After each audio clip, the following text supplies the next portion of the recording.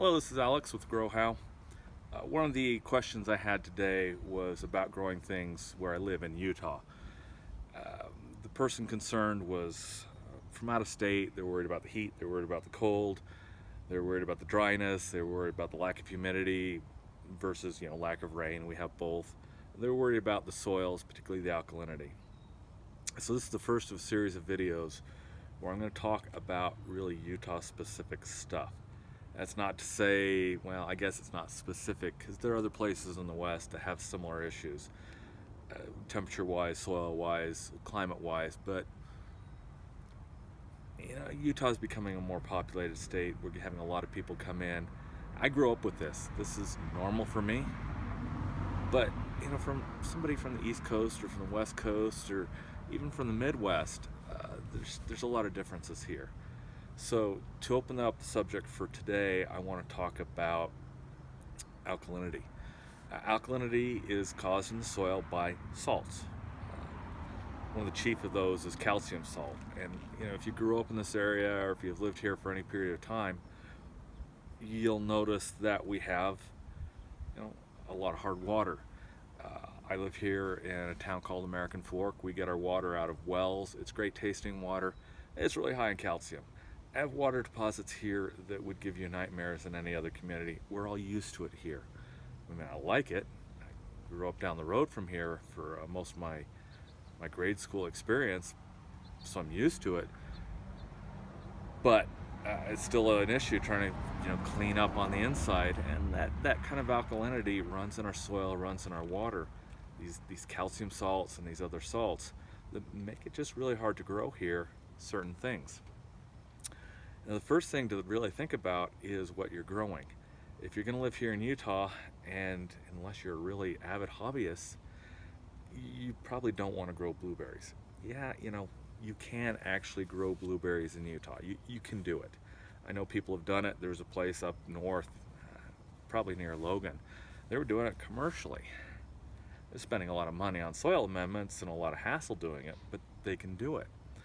I remember a story from quite a long time ago, and this was actually Dr. Williams when he was on the Greenhouse Show, and a gentleman called in and gave him a breakdown of how much it cost him to grow his blueberries in Utah. It came to $100 a pint. This is probably 30 years ago. That's really not acceptable to me or to a lot of other gardeners just for blueberries. You have to want to be in it to prove that you can grow them, or to grow them when just nobody else can and is an experience. If you want to do that, knock yourself out. Grow blueberries. I don't have a problem with that. But the realistic aspect for a lot of us is we don't want to do that. So the first thing you do when you're trying to grow in our alkali soil is you have to establish what will grow and what won't grow. Now, I can't give you a list of that here. I can give you some of the things that don't grow that are really problematic. I can also show you some stuff or give you a list of stuff that will grow, but it's not going to be anywhere near all-inclusive. You kind of have to decide what you want, why you want it, and then you've got to study it. Azaleas and rhododendrons, not going to grow here without a lot of hassle. Can you grow them? Yes, you can grow them. Do I want to spend the time doing it? No, I don't even like azaleas and rhododendrons. I didn't like them when I was in Georgia, where it was a much better climate for them. Just not my gig, not something I want to spend a lot of time doing. There's much more interesting things to grow for me, like penstemons or salvia, or on trees. I got a whole list of trees that I need to introduce people to that grow well here, and you don't have to fight so much. I'm not about the fight. I'm kind of lazy. So number one with alkaline soil, choose what you grow. Now, that's going to be difficult because every garden vegetable you have, they're going to have listings for it that say it needs to be from somewhere in this acidity range to usually neutral acidity. Okay, that's going to be corn, that's going to be tomatoes, that's going to be potatoes, that's going to be carrots. They're all going to say that. Under ideal, air quotes here, ideal, yeah, a little bit acidic is probably ideal. Will the plant complain to you about it? Most of the time, no. They'll do fine. Sometimes when it gets especially wet, through the rain like we've had this 2019 spring season, maybe that'll be a problem. Most of the time it won't. A lot of times if you overwater, which most people that water love overwatering, most Utahns love overwatering, sometimes you'll get some of that problem.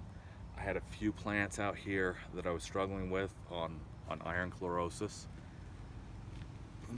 They straightened up as soon as the rain stopped. Not a problem. Now I say iron chlorosis, that's what happens when the plant can't get iron. It doesn't mean that there's no iron in the soil. Our soil is chock full of iron. If you go down to the red rock country in southern Utah, all that red rock, it's iron. Go to the areas that have black rock, the coloration on that rock is, well, iron. Up here in the mountains that I live by, the yellow and even the grays we have up here, that's iron coloring a lot of that. So we have iron in the soil. But because our soil is the wrong pH, it's alkaline, it inhibits a lot of plants from uptaking that iron. So you've just got to be aware of that, and you've got to be able to do research. Now there are some things that are kind of borderline. Peaches, pear trees, sometimes raspberries and blackberries. I've seen it happen on different crops. I've even seen honey locust have a little bit of trouble getting iron out of the soil sometimes, although they didn't show it in the leaf color. A lot of trees will sometimes have those issues, and sometimes it's just not a big deal. Sometimes it just needs a little help, and the little help I give it is the EDHA iron chelate. Now there's a couple of companies that provide this, that make it. None of them, to my knowledge, is better than the other, but you want it to say EDHA and or 6%. If you get 6%, it's always going to be the EDHA. That's just the chemical formula it's got. And that's good for occasional use. It can be used for certain plants for long-term maintenance, like, say, the autumn blaze maple that everyone loves. It's got a great color. I understand why they love it. But long-term, even the autumn blaze, you're going to get to the point where you cannot get enough iron every year in all the root area. And if it's gotten sick, it'll probably eventually start getting sick again and die. So there's a balance there. So your first thing is plant what's acceptable. In the case of autumn blaze, if you're having problems, it's not acceptable. Now, a lot of you out there are going to say, I have an autumn blaze. It looks gorgeous. I have nice green leaves in the summer. Great. You lucked out. Yours is planted in the right spot. Who knows why it's the right spot, because the pH isn't great. But it works for you. Great. Keep it. But if you got one that's sickly every year, even when you're applying iron, you need to have a plan to just remove it. You don't need to remove it today. You don't need to remove it next year. But you need to have that plan in place, because it's probably going to happen. Again, that goes back to the first thing. Plant things that are more likely to have success. Then if you have something existing, you can use an iron substitute, or an iron, not a substitute, but an iron amendment that's properly formulated for the area. Your common ironite, you find it everywhere, almost. We'll do it in a lawn. It's probably not going to work on your trees. Certainly won't work on your blueberries and most of your other crops. It's not the problem of that we're lacking iron. It's a problem of the iron's not accessible. Ironite is no more accessible than what we have in the soil. So it's not going to help most plants. There are iron chelates that are lesser than this. They will help more than ironite will, but they won't help as much as the EDHA. Now, of course, the fancier your chemical gets, the more it costs. So the EDHA is going to cost you anywhere from $20, $25 a pound. You might find it a little bit cheaper at IFA. I'm not sure, I haven't checked for a while. Okay, so that's what you can do. Now, people will say, acidify the soil. Great, that works. But you're going to have to acidify every 4 weeks. You look at a bag of sulfur, you start figuring out the math, you're spending a lot for acidification. Other people will say, add gypsum.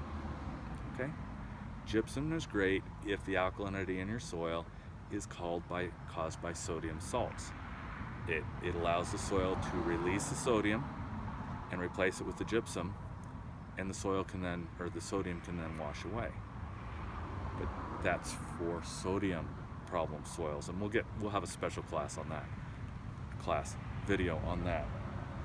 But you're not going to achieve that with just your average calcium, because gypsum's just a different type of calcium, so it's not going to improve that. Can you do it? Oh yeah, sure. Go buy a bag of gypsum. Home Depot or Lowe's will love you for it, because they're going to make a profit off of something, and you may go back for more because it didn't work, and you may think you didn't add enough. Well, it didn't work because it didn't work. It's not going to work. Again, soil acidification. It will work, but you're going to have to do it constantly every 4 weeks, and you're probably still going to have mixed results. So it goes back to plant what works.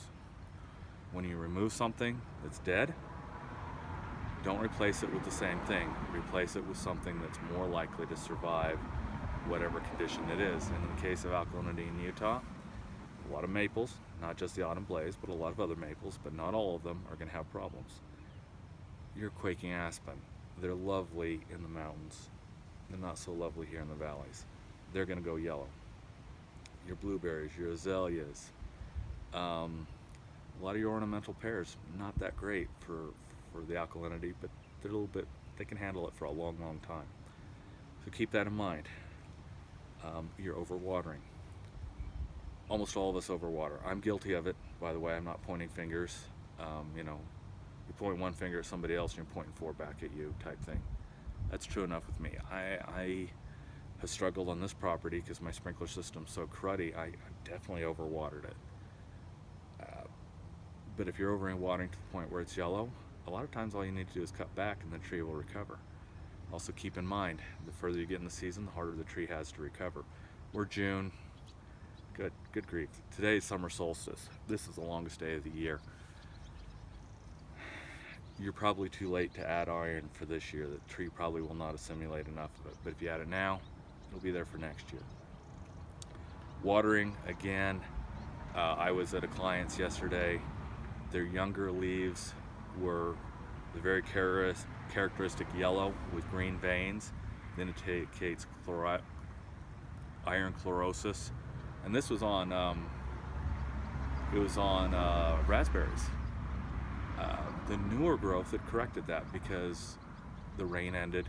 The newer growth was getting plenty of iron. It wasn't the extra water wasn't causing problems. So again, you really go back to plant right, water right, and those are your 2 biggest defenses. Everything else is reacting to a problem that you're never going to actually solve. The way this works is when you're doing a pH study, it's the chemicals that are dissolved in the water that you're measuring for pH. Those are the only ones that are really active, so it's the only ones that's giving you that acidity or alkalinity at the time. The thing is, if in Utah we have so much alkalinity that it can't all dissolve at once. We have so many minerals they can't all dissolve at once.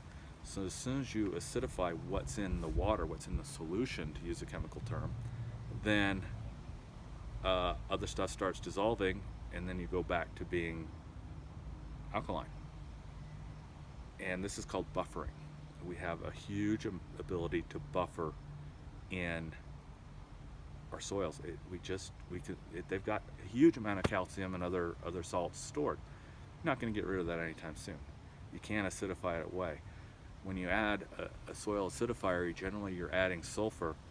As soon as water hits it, it turns into sulfuric acid. That's only going to last, the effects of it are only going to last 60 to 90 days, but by your 30-day point, you're starting to get to the area where you're in danger of a lot of these high-pressure plants like blueberries will tip out of that range. So, the acidification just gets defeated because we have so much calcium in the soil. The other thing we can do is we can mulch. Now, mulch isn't going to acidify the soil. Pine needles will not acidify the soil. If you've got a study that can show that, and I mean a scientific study, not somebody's blog site, and please, by all means, post it. I want to see it. But I've never seen a bit of proof that pine needles will acidify the soil. In fact, in Georgia, with a very, very high level of acidity, we used to use the pine needles as a mulch. We used to roll them up, and some people want them in front of the flower beds because they like that look. My boss hated that. I don't care. If they like it, that's fine. Didn't damage the plants, didn't make the plants sick because of increased acidity. So no, they're not acidic enough. Coffee grounds, even if they're fresh, they're still not as acidic as sulfuric acid. Vinegar, again, much lower acidity than sulfuric acid. I make drinks with vinegar. I'm not going to make a drink with sulfuric acid. They're that different. So all these home remedies really don't do much. But mulching, well, if you can buffer the soil in one direction, you can buffer it in the next. Now, I still don't understand how mulching buffers the soil, but it can make it so that you're more likely to have less acid problem, or pardon me, less alkalinity problem. Probably works on acidity too, but I'm not worried about that because, hey, this is Utah. I've been hearing stuff about magic potions that certain contractors are using. They're magic because nobody will say what's in them. I'm fairly certain a lot of those are using a humic product, Leonardite. It used to be known as humic acid. It's still sold as that. I suspect that is going in, and it's basically doing the same thing that the compost is doing, just at a greater price. But it's also more controllable than compost, so there's a balance there. That can also buffer your plants so that they can handle our alkalinity better. Will it cure the alkalinity? No.